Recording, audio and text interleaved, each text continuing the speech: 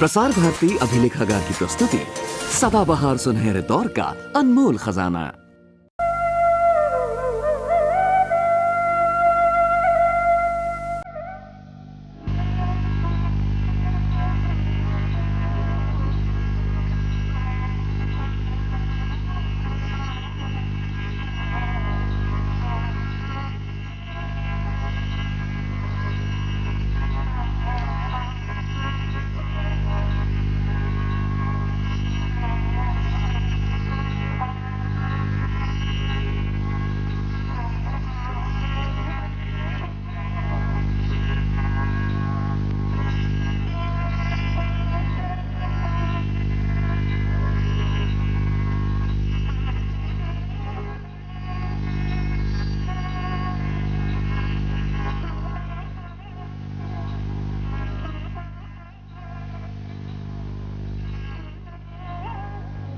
दलितों के महान नेता, भारतीय संविधान के प्रमुख निर्माता बाबा साहेब डॉक्टर भीमराव अंबेडकर 20वीं शताब्दी के भारत की विशिष्ट विभूति थे।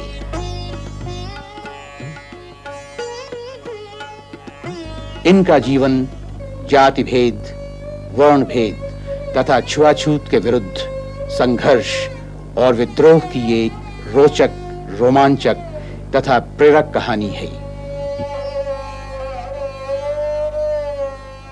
छुआछूत की प्रथा हमारे समाज में कब और कैसे प्रचलित हुई, ये बताना तो बहुत मुश्किल है, मगर इसमें कोई संदेह नहीं कि छुआछूत जाति भेद की ही देन है।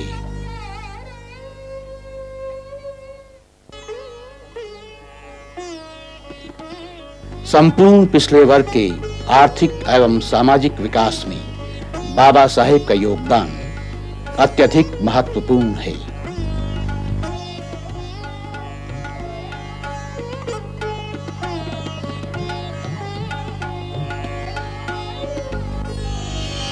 बाबा साहेब का जन्म इंदौर के निकट महू छावनी में 14 अप्रैल सन 1891 को हुआ।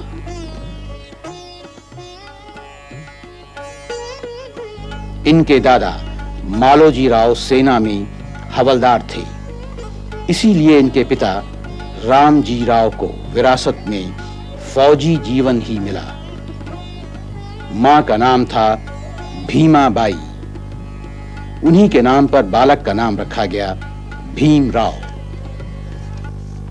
19वीं शताब्दी का उत्तरार्ध राज्य अंग्रेजों का, राजा महाराजाओं का, सेठों का, जमींदारों का, और समाज पोंगापंथी छुआछूत का बिगड़ा हुआ साम्राज्य। एक अंग्रेज अफसर की कृपा से भीमराव को सतारा के कैंप स्कूल में भर्ती कराया गया, लेकिन छुआछूत बालक भीमराव के साथ साथ चलता रहा।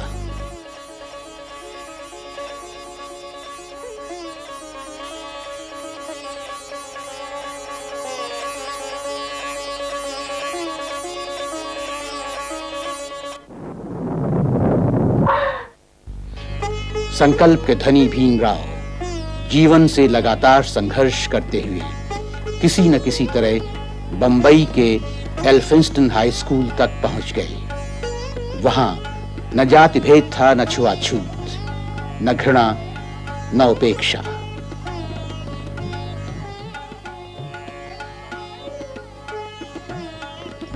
पहली बार भीमराव को जीवन में नैतिक सिद्धांतों की विजय होती सी जान पड़ी। उनके मन में छुपी एक बड़ा व्यक्ति बनने की अभिलाषा जाग उठी। तभी ममतामयी मां का देहांत हो गया। जिस गोद में वे मन हल्का किया करते थे, वो हमेशा के लिए छिन गई। फिर भी भीमराव ने न मन छोटा किया, न हिम्मत हारी, अपनी पढ़ाई में जुटे रहे। भीमराव अभी 17 वर्ष के भी नहीं थे कि उनकी शादी 9 वर्ष की एक अनाथ बालिका रमाबाई से कर दी गई।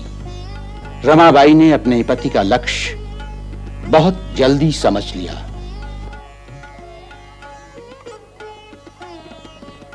सन 1912 में भीमराव ने बीए की परीक्षा पास करके पिता की झोली खुशियों से भर दी। न केवल इनके पिता बल्कि सारा उपेक्षित समाज इनकी इस उपलब्धि से नाच उठा। थोड़े ही दिन बाद खुशी शोक में बदल गई। पिता रामजी राव का भी स्वर्गवास हो गया और भीमराव अनाथ हो गए। तभी समय ने करवट बदली। बड़ौदा रियासत के तत्कालीन राजा सयाजीराव गायकवाड़ की अनुकंपा हुई। उन्होंने भीमराव को उच्च शिक्षा के लिए अमेरिका के कोलंबिया विश्वविद्यालय में भेज दिया। 21 जुलाई सन 1913 को उन्होंने अर्थशास्त्र विषय लेकर एमए में प्रवेश किया। सन 1915 में एमए की डिग्री लेने के बाद उन्होंने पीएचडी की पढ़ाई शुरू कर दी। इसी के साथ London school of economics and political science में एमएससी इन इकोनॉमिक्स तथा ग्रेज इन में बार एटला के लिए प्रवेश किया। लेकिन उनकी ये साध पूरी नहीं हो पाई और उन्हें भारत लौटना पड़ा।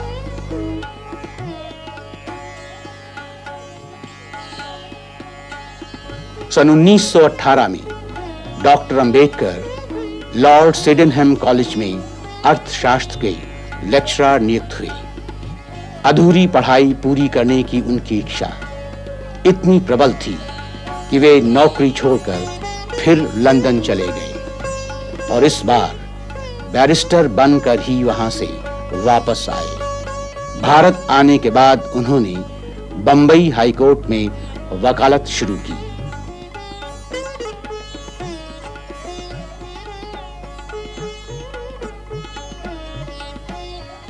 समय इनके साथ था।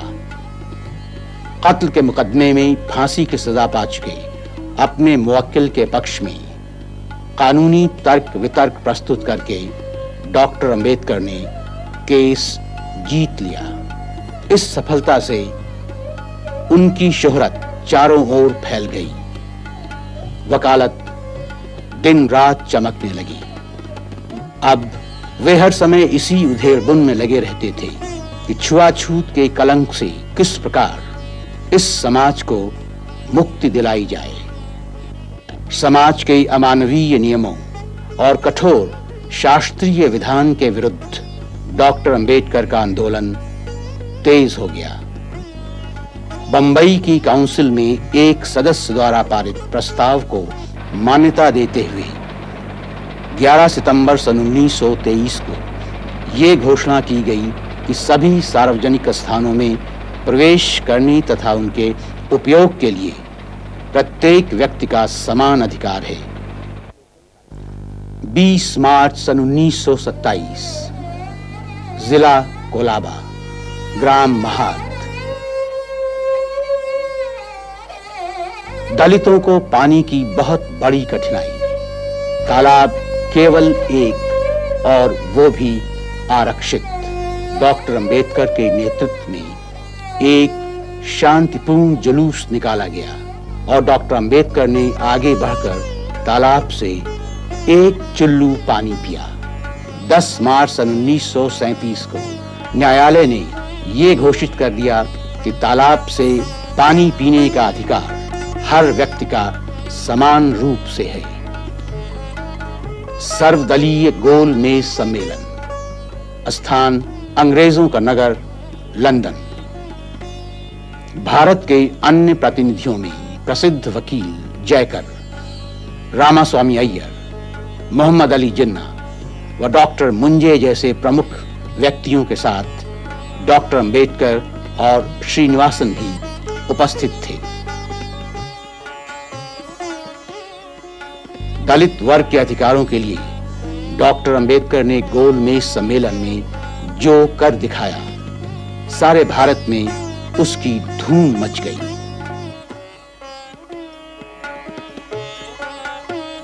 26 मई सन 1932 दूसरा गोलमेज सम्मेलन। डॉक्टर अंबेडकर के तर्क से प्रभावित होकर अंग्रेजों ने कम्युनल अवार्ड के नाम से दलित वर्ग के लिए राजनैतिक सुविधाओं की घोषणा की।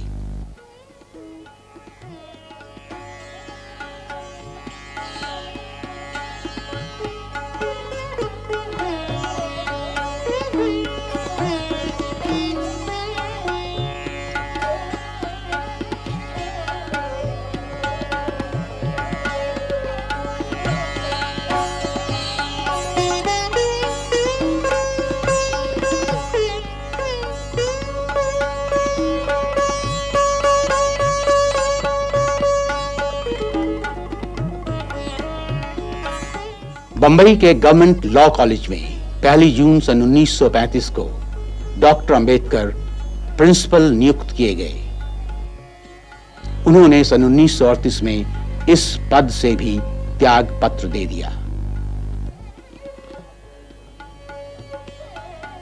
अप्रैल सन 1946 में अंग्रेजी कैबिनेट के सामने डॉक्टर अंबेडकर ने संपूर्ण दलित वर्ग को राजनैतिक सामर्थ्य देने की मांग की। डॉक्टर अंबेडकर की प्रसिद्ध पुस्तक अछूत कौन इसी बीच प्रकाशित होकर बाजार में आ गई। एक एक प्रति हाथों हाथ बिक गई। 9 दिसंबर सन 1946 को डॉक्टर राजेंद्र प्रसाद की अध्यक्षता में संविधान सभा का पहला अधिवेशन हुआ। इसी अधिवेशन में संविधान के नियम बनाने के लिए एक समिति बनाई गई और डॉक्टर अंबेडकर इस समिति के अध्यक्ष नियुक्त किए गए। 15 अगस्त सन 1947 आजाद भारत के प्रधानमंत्री पंडित जवाहरलाल नेहरू के मंत्रिमंडल में डॉक्टर अंबेडकर प्रथम कानून मंत्री बनाए गए। वे संविधान निर्माण के कार्य में जुट गए।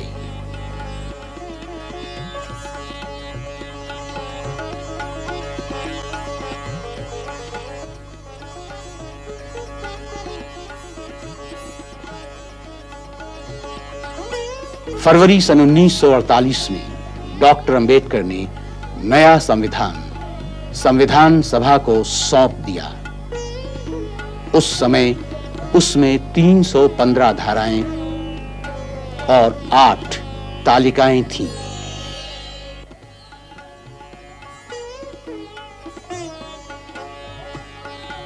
संविधान प्रस्तुत करते समय डॉक्टर अंबेडकर ने कहा, So far as the ultimate goal is concerned, I think none of us need have any apprehension. None of us need have any doubt. But my fear, which I must express clearly, is this. Our difficulty, as I said, is not about the ultimate future. Our difficulty is how to make the heterogeneous mass that we have today take a decision in common and march in a cooperative way on that road which is bound to lead us to unity. Our difficulty is not with regard to the ultimate. Our difficulty is with regard to the beginning.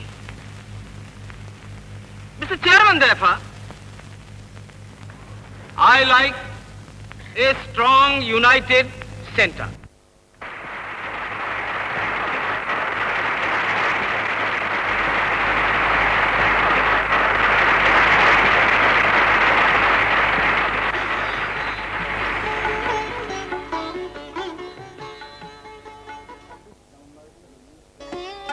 छब्बीस नवंबर सन 1949 को संविधान सभा ने इस संविधान को स्वीकार कर लिया।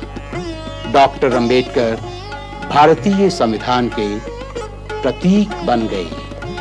संसार के सभी लोकतांत्रिक देशों के संविधानों की सहायता से निर्मित हमारा संविधान डॉक्टर अंबेडकर की सूझबूझ की देन है। सन 1951 हिंदू कोड बिल को लेकर सारे देश में कोहराम मचा हुआ था।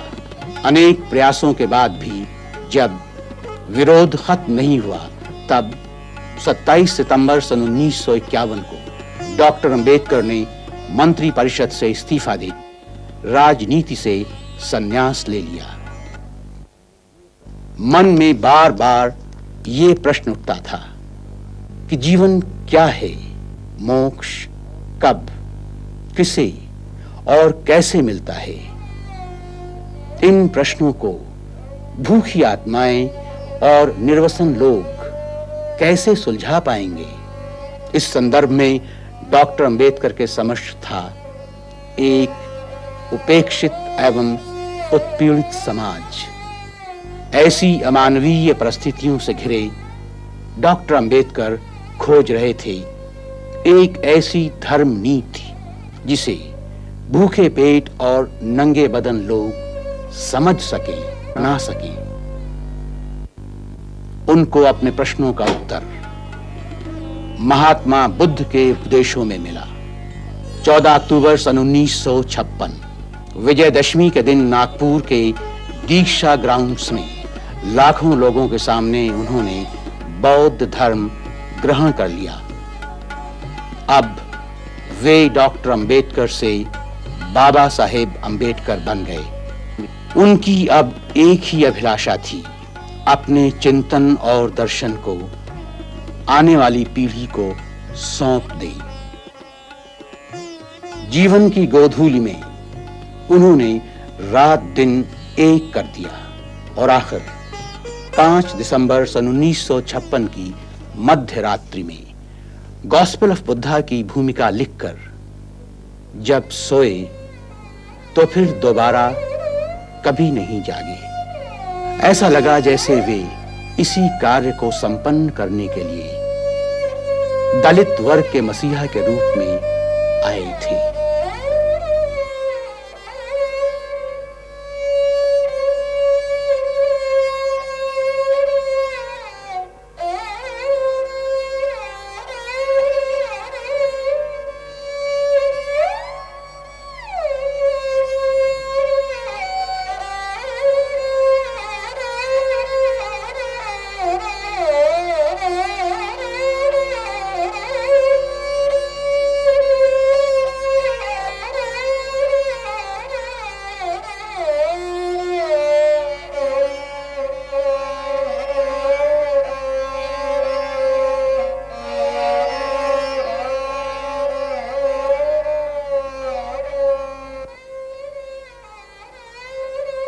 आज जो प्रकाश दिखाई दे रहा है वो उसी दीपक का है जिसे बौद्धि सत्य बाबा साहेब डॉक्टर भीमराव अंबेडकर ने समाज सेवा में अर्पण कर दिया। ओवर।